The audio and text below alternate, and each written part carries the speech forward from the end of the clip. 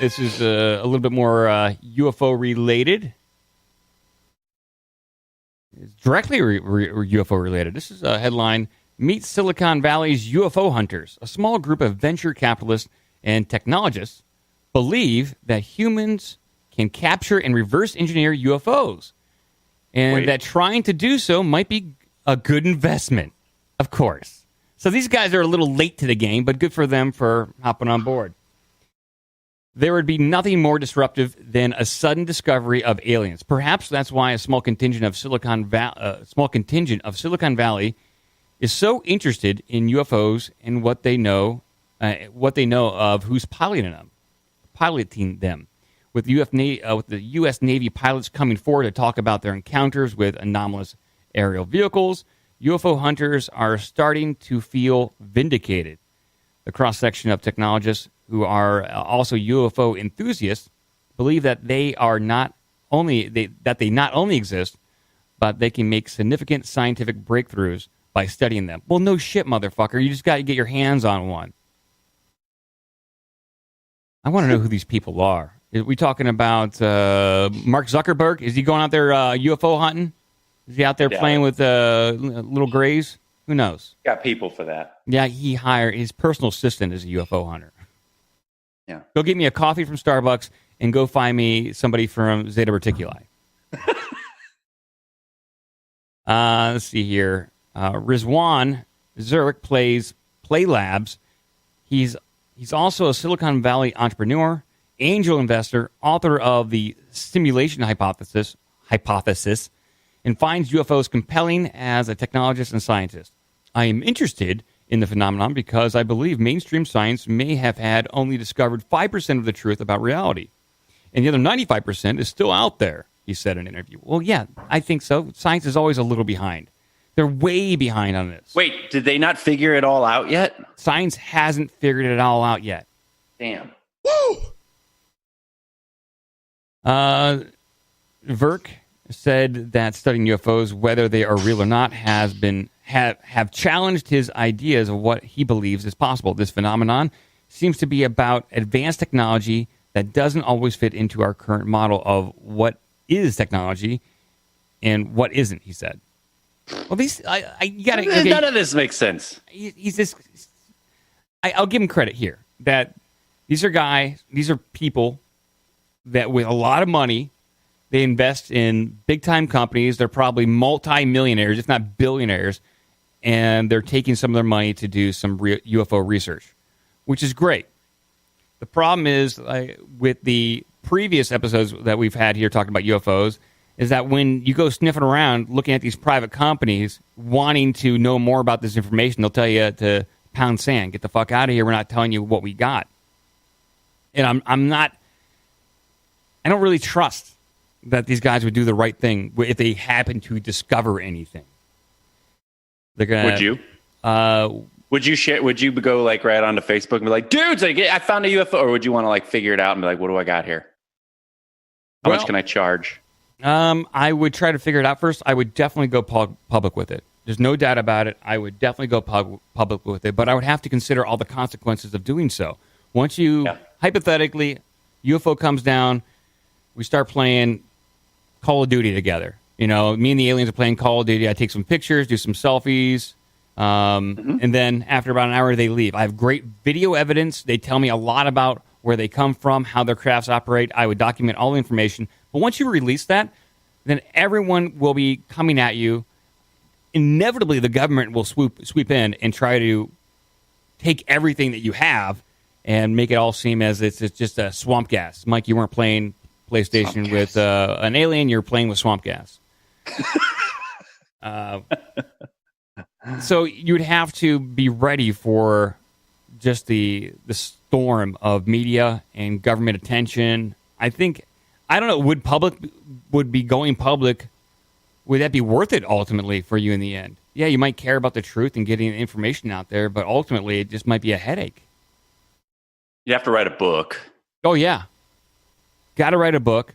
I would probably do a TV series with Matt LeBlanc from Friends and and maybe Matthew Perry from Friends. We could do like a new Friends spin-off series that has nothing to do with the alien encounter. Just something I want to do. But yeah, I mean, what would you do, Joe, if you were in my situation, you came into knowledge and maybe even possession of some alien material? Would you go public? I definitely want to figure it out first. And then I'd make my decision based on whether or not it, put something in my face and burst out of my chest, or whether it was cool and I could do something fun with it. Well, I don't know how much we could figure out. Like, I'm not a scientist, people, believe it or not. Like, if they gave me this, like let's just say like an orb the size of a basketball, and said, "Hey, this is our reactor system. It is some sort of antimatter reactive system," I wouldn't know how to figure it out. I'd be like, if there's batteries that need to be changed, I probably could figure that out. Do you need me to hammer something? Beyond that, batteries. Yeah, do you have triple A's I can put in there to fix that? But I wouldn't know how to reverse engineer it. I would have to go to somebody who is way more knowledgeable. At that point, you just go to NASA with your antimatter reactor under your arm. Sure. You're going to be Walmart and return it without a receipt. Target will do that, but they'll just give you a store credit. Yeah. It's fascinating. Just read the last paragraph. This is from Vice, too. Yeah, it is from Vice. Yeah, it's from Vice. So I'll read the last little 2 paragraphs here. Some reports of the technology have said that it gets into areas where we are just starting to explore in Silicon Valley, mind-computer interfaces. Somewhere in the somewhere in this liminal state between humanity and machines, between us and the tools we create, rest, for lack of a better term, an alien. UFOs, real or not, abduct not only our culture, but the imaginations and intrusions of some of the brightest minds. Intuitions of our brightest minds. Perhaps this little band of UFOnauts in Silicon Valley served as a reminder that we ought not take things for granted. That what we deem as normal is often arbitrary. UFOs and the people who are interested in them make society uncomfortable because they symbolize one of our greatest fears, change. So apparently these guys really they want to grab this technology and learn how to fuse it with humanity, creating cyborgs, which is not far off. If you listen to any kind of UFO, deep UFO stuff, and it's like people who came out of Area 51, even I think Bob Lazar even mentioned this at a time, that they believe that these craft have a mind-machine interface. They don't know how it works. And that some of the abductees believe that they were abducted, not by aliens, but by the military or some sort of black project to find out if they had the ability to do some sort of mind-machine meld. They're unable to do it right now. And I find that completely fascinating. They were working on mind-machine interactions right now, but we're not there yet. They've been doing that for a while. Yeah, they've been trying. As long as I can remember, that's been in science fiction. They've been trying to do this stuff. Hey, Joe, did you watch that Bob Lazar, Joe Rogan interview? No, I thought about it. I never got around to it. Rogan is just it's got a bad taste in my mouth about him. Yeah, recently. That's right. Well, he's friends with Alex Jones again, but good. I recommend you watch it. There was one piece of information that he stated that I hadn't previously heard in the documentary or anything he said, that there were 9 alien craft at Area 51. He got a chance to work on one of them. He saw a few other. And from his reading of the background on this stuff, what they gave him at the facility, he's under the impression that at least one of the craft was produced as a result of an archaeological dig, meaning they found it while they're trying to dig around for stuff. I like that. That's cool. That reminds me of that book Sphere by Michael Crichton, where they find this spacecraft at the bottom of the sea, and it's been there for like centuries or whatever. Do you remember this? No, but it sounds vaguely familiar. Oh, it's such a cool book. They made it into a movie. I don't think they did it as much justice, but it turns out that the spacecraft was human and it had come back in time or some shit through a black hole or some craziness and stuff. It's fucking fascinating, fun book. But yeah, I love that. That's cool. Yeah, that movie, I believe, had Samuel L. Jackson and Dustin Hoffman. I think the movie is called Stone. Yeah, it's called Sphere or something like that. Yeah, it's crazy. And that machine, that ship that they were interacting with, did have a mind-machine interaction where anything you thought of became your reality. And so if you didn't control your thoughts, you're manifesting things that your subconscious was ingesting. A few days ago. So one of the guys in the movie was reading the book, I think 20,000 Leagues Below the Sea, and so that was filtering into what he was thinking about, thus producing giant creatures. Yeah, awesome stuff. Yeah. Well, that's the UFO stuff. You got rich people in Silicon Valley hunting for UFOs, and they're going to make stuff out of it. I love it. Look for the IPO. Let's move on a little bit here and maybe thank some people. Let's do it. Oh, wrong button. We wanted this button.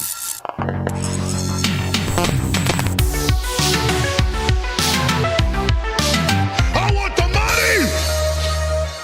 money! We've got to stop them! All right, let's do a little bit of a thank you segment. Do the drawbridge of donations. Shouldn't we do that? It's been a while since we opened up the drawbridge. Yeah, I tend to prefer it on a Wednesday because it's a longer segment. I meant to do it on Wednesday, but we'll do it right now. Yep. Here we go. We're going to walk across the drawbridge of donations, open up the door, shut it immediately, flush the toilet of truth, unzip the giant zipper, just start smashing glass nonstop. There's the dog, and there's the little cat, hi chicken. Flop the donkey of destiny. And we're going to continue walking. There we go. And I want to thank a few people here. A few of our Patreon people. We want to thank Matthew W., Holly J., and Daniel E. Thank you very much for hopping on board the Patreon and supporting the show. Yay! I want to say Holly J., she is a friend. She moved over to England. She used to live in Columbus. And she's listening to the show, so hi, Holly. She's also in a band. I'll provide a link in the description. I'll play a little snippet of her band at the end of the show. It's like kind of like a hardcore punk. Pretty cool stuff. So check it out. Oh my God! Nice. Listen to all that stuff. Yeah. Leave no window unbroken. Yeah. There we go. All right. Thank you, everyone. Thank you very much. And we'll do maybe a longer donation, drawbridge of donations next week or the week after. Thank you. And K-Dog has a good idea from the chat. Why don't you add that T-shirt link at the top of the description to this video for today? It's actually at the very bottom. Oh, why don't you move it up to the top? K-Dog, see? It is in there. You just got to scroll down. Yeah, people got to read. A lot of times I'll get comments on YouTube. It's like, hey, where's how can I find the article you're talking about? It's in the description. Yeah, it's at the bottom of the links. Yeah. So there you go. There you go. Joe, you got anything you want to talk about? Yeah, we got to continue with our gay shame. This is the last segment of the gay shame. Yes, last segment, and we're going to start it without being gay at all. No. Exactly. So we're going to follow up on a story we talked about on a previous show, and I think there's a video attached to this if you want to play this. Not so much gay shame, but somewhat related. Is this Boston shame? Because this comes from Boston. Yep, it is. So this is Boston shame. Okay. They know no shame in Boston. Yeah, they don't care. My God. They're doing God knows what. Here we go. This is from CBS Local Organizers. Date set for Straight Pride Parade. Here we go. Of a controversial parade got their final approval today to make that event a reality. WBZ's Liam Martin joins us now with the details. Liam? Well, Paula, the public event application for the Straight Pride Parade was approved today by the city of Boston. The group putting on the parade, called Super Happy Fun America, will be holding that event Saturday, August 31st. They say it is a celebration of, quote, being straight, saying that they are not an anti-gay organization. The parade's grand marshal is set to be Milo Yiannopoulos, a political commentator who has been banned from Facebook and Twitter for hate speech. Mayor Marty Walsh will not be attending the events, but he has previously said that the city cannot deny a permit based on an organizational values. The parade's organizer spoke today about what he hopes can come of the event. I agree it's unusual to have something like this, but a lot of things seem unpopular at first and then they become mainstream. You know that. So we don't hate anyone, and we just want to have our own celebration just like everybody else has a right to, and all people from all communities are welcome so long as they show mutual respect. Okay. Now, an equal rights activist group, Fight Supremacy, is planning a counter-protest in response to the Straight Pride Parade on August 31st. David? My God. Oh, my God, Jay. So you got to protest that, don't you? So why can't they just let people be? They said it was an all-inclusive event. And from what I read, they're inviting a gay, straight, every ethnicity, every race to just come out there, march, and have a good time. What is there really to protest besides someone's sexuality? Wasn't that what everything before like the 80s was? You'd have religious right groups going out there protesting gay people and gay events and gay clubs. Yeah. Well, yeah. And anytime you go to the Pride festivals, you've got these people with the bullhorns talking about God hates you and you're all going to rot in hell and everything. And you're just kind of like, fine, do your thing. God hates toast. And I find it to be, kind of lame that you're going to come out here and tell us, where we can put our private parts and who can touch them. It's so weird. But then the gay people are so upset that the straight people are going to have this that they need to protest it. It's like, okay. It's weird. Right. They have become what they once hated. Yep. They don't even see it, that they have become exactly what they once protested against. Instead of saying, you know what, these straight Boston guys, they want to get out there and celebrate their straightness, we should go out there and support them. No, it's it's the opposite thing. I know. And it's like, even as a gay dude, I could go and go over there and celebrate it and just, you could make fun of straight people like, oh, look at the tits on her. Oh, because, sometimes straight dudes especially can be really crass and shitty. That's right. But even straight women, they're kind of like sinister, like they have no problems talking about his fucking shitty job, his tiny penis or whatever. Exactly. Shitty job and tiny penis, man.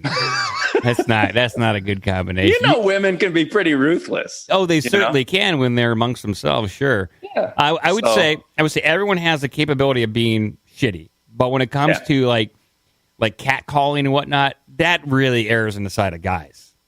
That's more of a guy. I think women can be shitty. I think they just do it in private. Hey there, sugar tits. I think women can be just as ruthless, but they do it in a very subdued, quiet, whispery kind of way. They do it amongst themselves. Occasionally it'll be outspoken, but it's mostly guys who have no shame that will do that stuff. Oh my God! Good luck.